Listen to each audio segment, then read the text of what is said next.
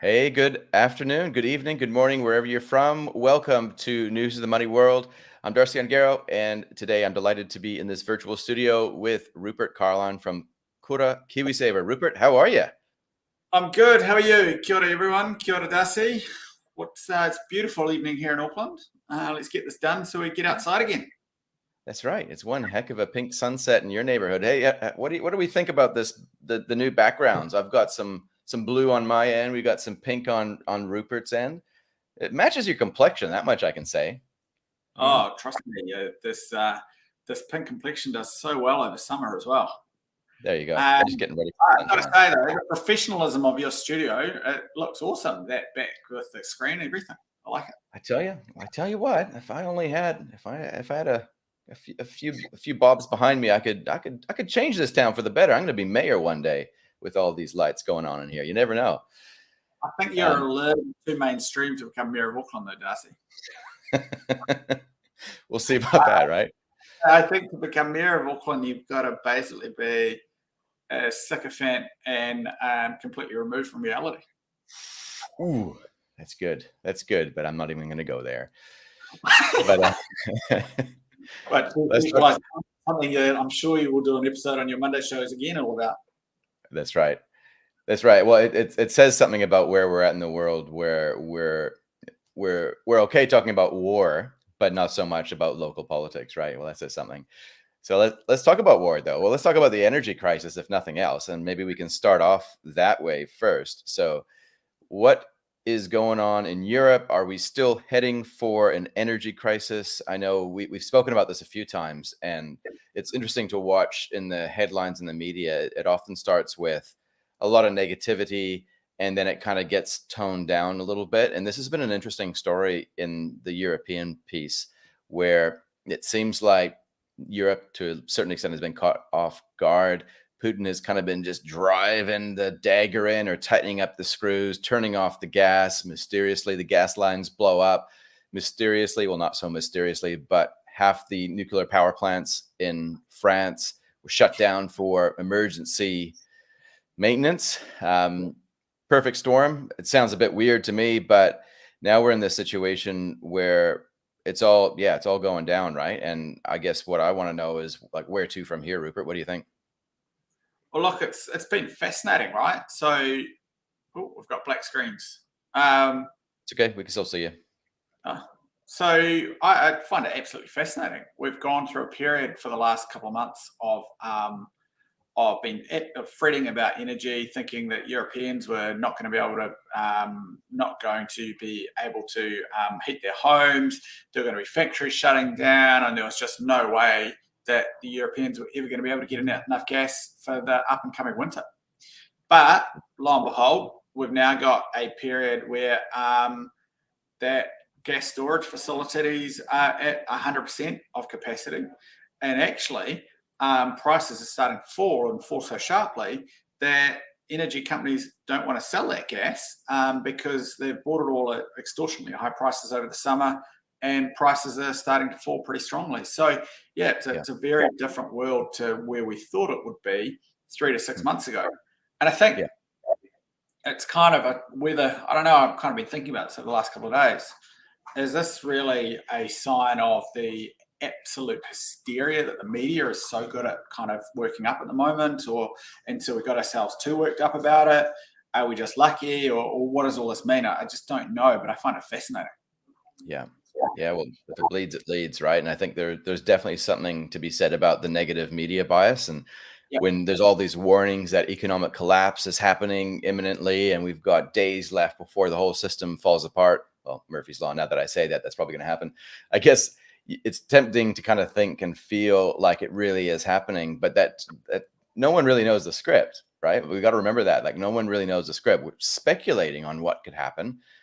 We don't really know, do we? I don't and know. I think it's a really important point here, right? Is no one really knows what's kind of, and I think it's a good point for markets. By now, we're meant to be in the throes of kind of industry starting to shut down, and so the European market got quite badly sold off. Expectations of a pretty deep recession. And don't get me wrong, it's still not going to be pretty in Europe because we've still got very high energy costs. but it is nowhere near as bad as kind of where we thought it would be. Arguably for the Ukrainian people, and kind of, arguably for Russia, that's a whole lot worse because the pressure of a very cold, non-heated winter, I think he was relying on to kind of break the resolve of the Europeans and the support for Ukrainians.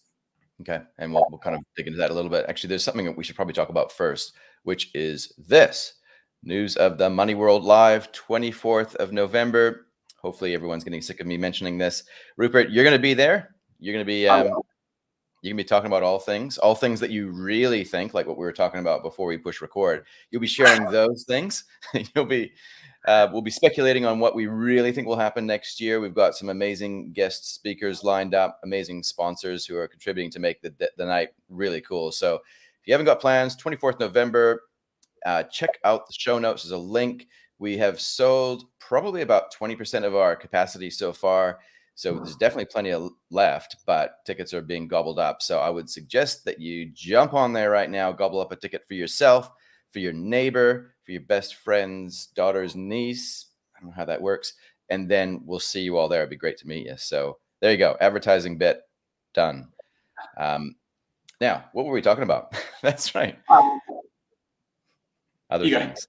Yeah. Okay. Let's actually talk about the next thing that I've got on the menu here. So when we go back to what happened in France with the nuclear power plants shutting down, we've got US that was kind of warning for ages that if these pipelines were put in place, these Nord Stream pipelines, that they would be turned offline. Then they were dealt to. Everybody's kind of expecting or looking at Russia saying, yep, you did that. There is definitely a possibility that, hey, the jury's still out there. Maybe it came from somewhere else. Actually, on that, what do you think, Rupert? Like, do you think there's a possibility that maybe the US did actually blow up those pipelines? After all, they did signal beforehand that they were not happy with it. What's your call on that one? Look, I don't know. I struggle to understand why Russia would blow up pipelines. Because, I mean, surely they want to have the ability to turn on the energy tomorrow as a reward for if Europe kind of pulls out of Ukraine. So, yeah, I kind of go, I'm not quite sure why I see the incentive or the value for Russia and blowing that up. So that kind of leads me to believe that it is someone else. But yeah, I've got no idea. It is a kind of really strange one. You kind of struggle to see where it's going. I know everything is just so murky, and it's so easy to believe a whole bunch of stuff within the absence of solid information, right? And I think from my perspective, what I kind of reading some stuff, none of us really know the truth. I think there's a great saying, history is told by the victors. And so our media are telling us one side of the story. The Russian media is telling us the Russian version of the story. The Chinese media is telling the Chinese version of the story. And that's kind of unfortunately the honest truth is that there's a little bit of truth in all of them. We like to believe, and I think it's probably true, that our media is more true than others. But fundamentally, we are all fed the stories that we are fed. It's also why it's always great if you're kind of at home and kind of looking for some news, turn on Al Jazeera, because you get a very different perspective for if you're looking at Sky. Absolutely. That's great. Al Jazeera and Fox News, that's all you need, really. But by the time you do those two, put some BBC in the middle, and you will have the same story told three different ways. Yeah. Cool. Now, if I can remember this, like there's two really big things that I wanted to have a chat to you about today around this whole energy thing. And especially now that we have a new prime minister in England, it's going to get a little bit more interesting, I think anyway, as time goes on this winter. But energy is kind of like our wealth, right? And when we invest, we're just storing up financial energy. And so when we're talking about energy on this show, I'm always thinking kind of in parallel dimensions. I'm thinking about, well, in Europe in particular, there is an energy shortage, which is kind of like almost a fiscal or a monetary phenomenon as well, because of the way that central banks kind of weave themselves or insert themselves in there. And with what seems to be evolving over in the UK is that price controls might actually start to come online where, hey, gas, energy, everything's going up. We need to protect the vulnerable. What that's really doing is it's going to, I guess, create some distortions in the pricing system, and the free market won't really know how to sort of handle that. And it could actually lead to poor outcomes. So, rent control, price controls, big history of this not working worldwide. Do you have any perspectives around that, Rupert, in terms of Yeah, like I mean, are there any changes there? on the energy stuff, it's really fascinating, right? So the European Union have started talking about kind of price caps on gas, on natural gas. Hmm. And the Qataris, of course, have come out kind of swinging against it, going, "Hold on a sec, guys. Last year, you did a review saying the gas price was rigged. You said the competition was good, competition was working, and kind of to try and lift the price of gas. And now you're going to set some caps." And so it is really, really scary, kind of what you are starting to see kind of on that side of it. Fundamentally, Qatar, on the energy side, Qatar have diverted a huge amount of supply that was meant for other countries around the world into Europe, fundamentally, because that is where they get the highest price, which is really, really interesting.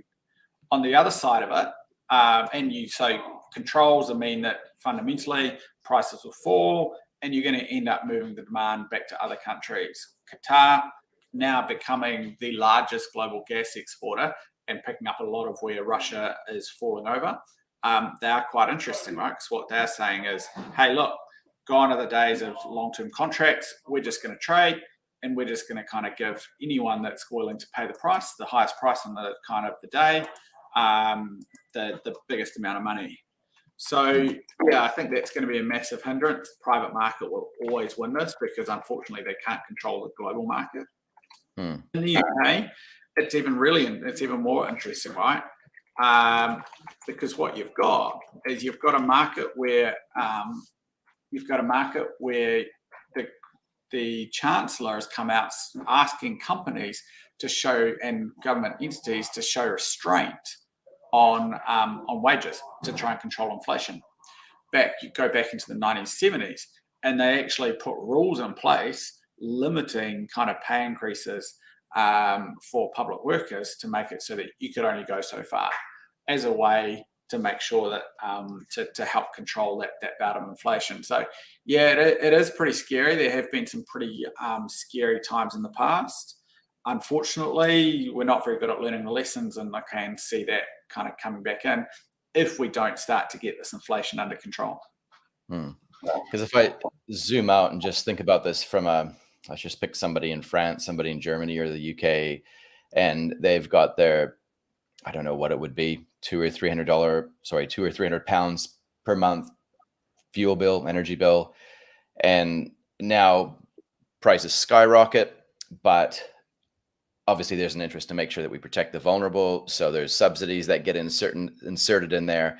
And now the true market price isn't really filtering through to the end user. It's being gobbled up somewhere. And that kind of feels right. It feels safe. It feels like we're doing the right thing. Yet what people probably don't realize is that there's a lot more monetary intervention, a lot more monetary insertion in there, where guess where that's coming from. It's not necessarily going to be able to come from increasing the tax on the middle class, because that can only go so far. It's effectively another form of quantitative easing, isn't it? Because it's just hidden in a different realm, right? Oh, completely.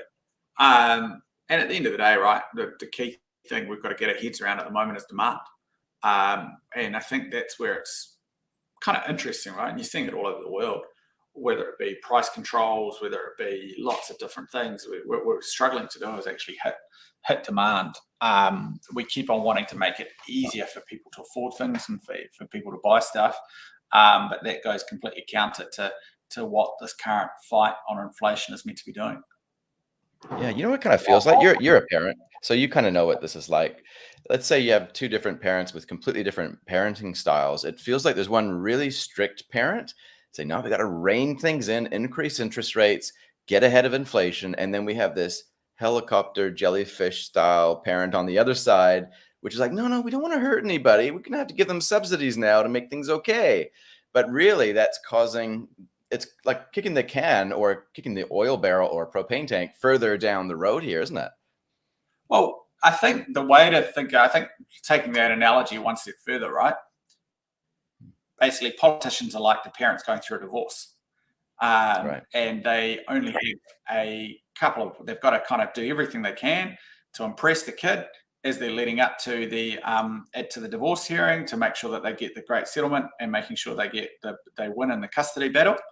And unfortunately, that is what politicians are. And they'll do everything to bribe and blackmail their way to winning, with little regard for the long term. My skeptical view, at least. Fair enough. Fair enough. And it should be noted, hey, left or right, doesn't really matter. It's all about up or down here, right? Like I think any politician is able to stuff this up for us. And that's important for us to know as we head into an election year next year here in New Zealand as well. So going back to that energy piece, because there's a financial dynamic that spins off of the actual energy piece. That's part of it. But then there's also the other way around. And this is where it's relevant for people in other parts of the world, right?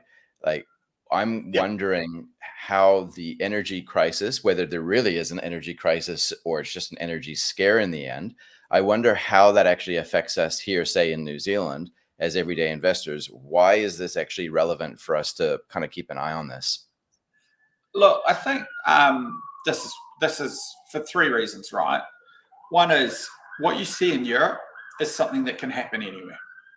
And so we, as a country, New Zealand, we rely, entirely on our electricity is generated domestically, but we import a huge amount of oil and coal for the balance. And so energy security is a topic that kind of we haven't really thought about for the better part of kind of 30, 40 years, but is coming back on the table. And it's a great conversation that we need to make sure we keep on having and remain relevant because, and I think the closure of the New Zealand refining at Marsden Point last year, I think kind of only puts us more at the mercy. So energy security is one thing that's going to become increasingly relevant and important. The second reason why, as a current investor, you need to be focusing on this, and I think it's an interesting lesson, is it shows how hard it is to predict the future. It was kind of 3 or 4 months ago, there is just no way anyone wanted to be anywhere near Europe. Europe was seen to be an absolute basket case, and kind of energy prices industry was going to stop. Energy prices was going to kind of mean that as an economy, things were going to get a whole lot harder and a whole lot worse, right? And I think so. Again, it makes it very, very difficult to predict the future. And number three, all of a sudden you're going as an investment proposition. If you are an active trader and if you are someone kind of who looks to move a little bit, maybe Europe isn't looking so bad. And probably for the first time in a while, you might be sitting there going, actually, maybe it is time to have a quick look at Europe and see what's happening. Where does that show up? So when, let's just say it's KiwiSaver, keep it straightforward, where there's some US equities, rest of world, there's some New Zealand exposure, bonds, fixed interest, all that sort of stuff. Where does the European slice of the action kind of happen? In our world, that's in the rest of the world exposure. So Europe makes up, I think Europe makes up about 15-20% of a global portfolio typically. So that's kind of where we sit on that market. But yeah, so in a passive global portfolio, that's where it's going to be. Some of the other active managers will take bets, so we'll kind of take views on that market as and where it has been. I mean, interestingly, over the last kind of 6 to 12 months, the European markets have performed largely in line with the US and global. And saying that though, they kind of never had the big run up over the last couple of years that the American markets had. Mm-hmm. Okay, so I think that's kind of important, right? Like if you're an active investor, hey, maybe this is quite significant. If you're a passive investor, well, it probably doesn't matter because you don't ever really need to worry about this sort of thing. What about the I guess the question of whether or not we're going back to, I guess, what we were talking about before around the slightly negative bias that we often see in the media. If it bleeds, it leads. And the market generally will overreact to bad news. In your opinion, like, do you think the markets in general have overreacted to the European energy crisis? No, I don't actually. I think the equity markets have, but I think where we see the impact of the energy crisis, it's probably more so in the foreign exchange and interest rate markets. So what we've seen is we've seen the euro fall against most of the other major currencies. A strong part of that is to do with US dollar strength. But what we are starting to see is we are starting to see a little bit of nervousness again in terms of European sovereign debt. And so you kind of go, Italy in particular as a country which kind of, it's a big country. I guess there's been a bit of a view that governments will soften the blow for individual consumers. And that's why markets haven't reacted quite as badly as they might have. But the flip side to that is that the governments need the cash, and Europeans don't have the strongest balance sheets to start with. European countries, don't have the strongest balance sheets to start with, which is what's making people nervous. The other reason why European markets haven't done so badly through this period is Europe's got quite an old school market. It's kind of heavily geared to, they've got large number of resource companies. So commodity companies have done really well. They've got a few defense companies and pretty strong on financials. And financial companies should do well in a higher interest rate environment, which is where we're heading. So the part of the reason why the market reaction hasn't been quite what we'd expect is because of the structure and what kind of sits in those large indices and those large markets as well. Okay. So let's put a bow in this whole energy discussion and maybe even answer the question around, hey, is it too close to call in terms of the European energy crisis? Are we out of the woods yet, I guess is the question. And I'll pull up this graph for those that are watching. It just shows the buffer that we have. And the title of this is Europe's gas storage sites are almost full, which is pretty cool because we didn't kind of feel like that before. Kind of felt like there would be a bit of a problem. But what is this telling us? And what is this telling us, that the crisis is over? Or is this telling us that, hey, maybe we should actually be now turning our attention to next year? Oh, look, it's definitely turning into a 2023 problem. The problem that you see is the lines at the bottom where it drops all the way down to kind of 30%, or even lower back in the 2018 example. That's despite Nord Stream 1 for kind of funneling gas the whole way through the whole time. And so what's going to happen here is they don't have the top ups. They don't have kind of gas continually coming through every single time. And I think that's where it's going to be quite interesting to see. So if it's a cold winter, they're really going to struggle to get through to the end of the winter with any gas left. So it's not quite over yet, but definitely looking a lot better. I think the other thing that's really interesting about this chart is it shows the ability of people to adapt. And I think it's another really important lesson, right? It's you kind of go, look, it's kind of, there hasn't really been a massive drop in demand, or there hasn't yet. It's been weather related. But people do have the ability to reduce demand. They kind of have had to and will do with pricing, consumer pricing where it sits at the moment. I mean, a good analogy, someone said the other day, a friend of mine in London is saying, look, they just kind of, everything has been run at absolute bare minimum at the moment because gas, electricity, heating is so expensive. And so kind of market pricing and capitalism is actually solving part of this problem. Plus then you've got the ability to import from Qatar, other places. So it's definitely not over. It's definitely going to be something that we will continue to talk about 6 to 12 months. But I think this just shows the resilience and the ability of people to adapt when needed. Yeah, I think there's probably a little bit of a lesson there, hey, Rupert, in terms of, hey, maybe the free market can actually do the odd thing pretty well. I don't know. It's just a hunch. We'll see. Just a hunch. Yeah, it's a tough one selling that at the moment, but yeah, I'll keep on sticking with that one. Hey, that was really cool. Well, thanks for that. And was there anything else that you wanted to add around this one before we I close? think that's about it. I think, I mean, UK is going to be fascinating to watch over the next couple of weeks. We've got Rishi Sunak, new Prime Minister, someone that, I mean, hedge fund manager, very financially astute. He's held the role of Chancellor before. Markets have reacted well to him coming in. It's going to be interesting to see what he can do, right? He's been dealt a pretty shitty hand. He's got a dysfunctional Conservative Party. He's got a set of government books that are in tatters. And he's got a whole series of crises that he's fighting around him. I mean, it's a pretty sad state to see where the UK has gone, what Brexit has really driven them to as a country. But yeah, it's going to be fascinating to see where that lands and how he kind of digs them out of that hole as well.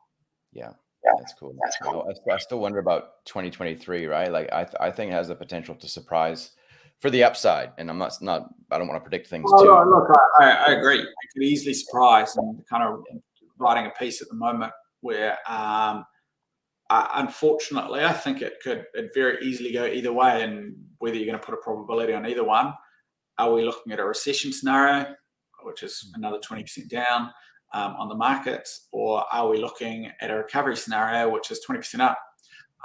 It's probably going to be one of those two. Which one? I've got no idea. Yeah.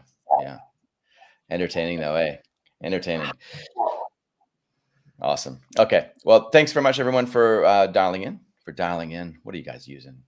400 dial-up internet? No. Thanks for watching. Thanks for subscribing. Thanks for bearing with us as we kind of fumble our way with our experimental lighting today. And but let us know what you think about the pink background that Rupert's styling today here. It looks, I think it looks kind of cool. I think it looks pretty cool. I think you should run with that just quietly, but I don't know. It's good. Now I've got used to it. It's getting there. Yeah, there you go. Cool. All right. Well, that's it. Let's catch up next week and see what else that the world throws at us to have a chat about. And we'll speak next week. Sounds great. Cheers.